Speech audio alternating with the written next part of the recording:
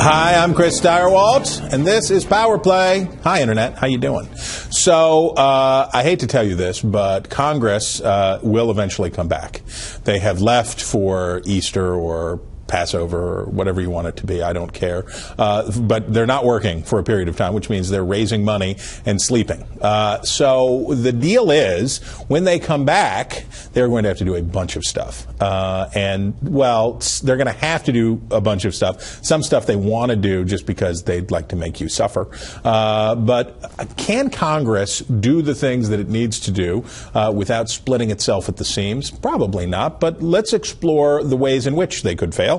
Let's do it with Michael Warren. He is a staff writer for the Weekly Standard, a person of importance and significance, Internet, a person of greater title, greater perhaps importance in Washington because he is the Ayatollah, the editor of the Washington Free Beacon and author of an awesome Friday column. Matthew Continetti is with us. Okay, guys, question. And Mike, I'll start with you. The Congress passing a budget, just both houses of Congress passing a budget, was something akin to unicorns flying over the city. It was like, wow, both houses of Congress passed a budget. Now, you and I, we all remember that there was a time when that was just sort of what you did every year until 2007. That was just sort of how you did things. So let me ask a dopey TV question. Is there reason for hope for a greater compromise in Congress?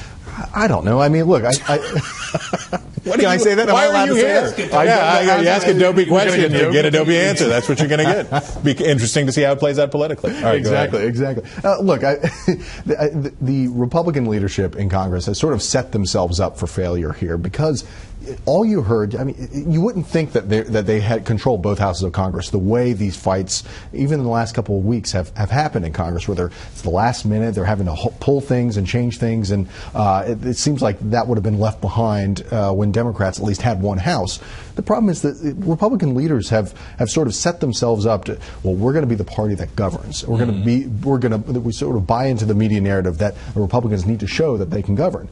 Well, a significant part of their conferences in both the House and the Senate are there to do different things. They're there to shrink the size of government. They're there to shake things up in Washington. That's what they said they would do when they were elected. And so I don't think we should be surprised that there's all this pushback and back and forth in the conferences. And it would seem to me that Boehner would be smart, and I think he's done some of this recently, to sort of respond more to where the conference is on these issues. I don't know. It's a really tough needle to thread. Can I ask you a weird question? I'm going to ask you a weird question, so let's just see what happens.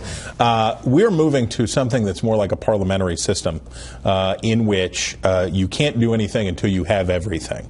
And the argument from Republican leaders, Matthew, is that, well, we need to get the presidency. So last time, the House said, we can't do a lot because until we get the Senate, we're kind of jammed, guys, okay? So then they get the Senate, now they say, okay, look, the truth is, we got to have the presidency too, or it doesn't matter. So everybody needs to be cool so that we can get the presidency. So we have entered sort of like a Rubik's Cube parliamentary system in which it takes a long time to get it together. For the Democrats, it took them a long time until 2006 they got it, or 2008 they got it. Then they ran through all of their stuff. People hated it with white-hot passion and threw them out. Is that what we're heading for? Well, I don't know. I mean, I don't know the future, but I do think that is an accurate description of the past. And, Take it. And it's a question about how people respond to economic circumstances or the policies themselves, whether they're popular or not. I will say this. I do think, to the larger question, will Congress get its act together? I do think it will by the end of this year, for the very simple reason that 2016 approaches. And I know that the leaders and even most of the members of both parties want a lot of things off of the table before the campaign season begins. So that's why I do expect us to have some type of continuing resolution. You think it'll be CR, not a budget? Yes. I mean, because there's just not enough agreement on that type of thing. So like all of these congressional debates that we've been through now. It's going to be a huge mess. Right. No one will be happy. They're going to miss deadlines, and then all of a sudden, at the last minute, or like 10 minutes after the last minute, they're going to find some compromise or deal that gets us through the next election cycle. Now, the significant thing that's happened this time, and you may not know about, but it is important, I swear. For the first time in a long time, the debt ceiling and the expiry of federal spending limits, or whatever you want to call it, the fake budget, expires on this at about the same time. They have moved the pieces around. The Jenga game has been moved around so that the debt ceiling is going to be concurrent with, in the fall, the need for a new budget. Does that increase the chances that you could get something? Now, and I'm not talking about a grand bargain. I'm just talking about basic functional execution of constitutional duties. I think Matt's right that there is that. Okay. I know I give him the credit on that one. That there is that sort of 2016 looming overhead, and even sort of the chuckleheads, as they're sometimes called by the House leadership.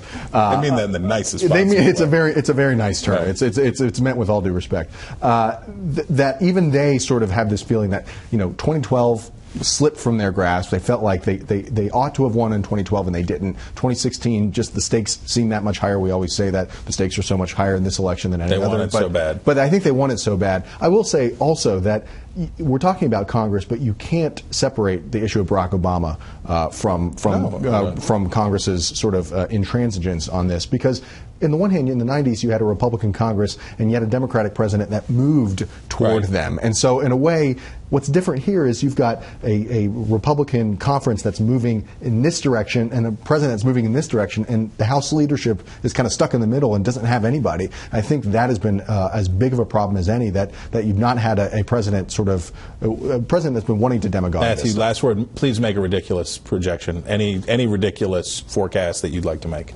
In a stunning development, Chris, the Republican Congress will adopt Bill Clinton's last budget, and that will send us into surplus within the next decade. I smell what you're smoking. I'm picking up what you're laying down. I like that, dog. You asked, I delivered. Exactly. He delivered. You guys definitely delivered for the Internet. Thank you very much for being here. And you, Internet, thank you very much for being here. I hope you smelled what we were smoking and picking up what we were laying down. And we will see you back here for more Power Play very soon.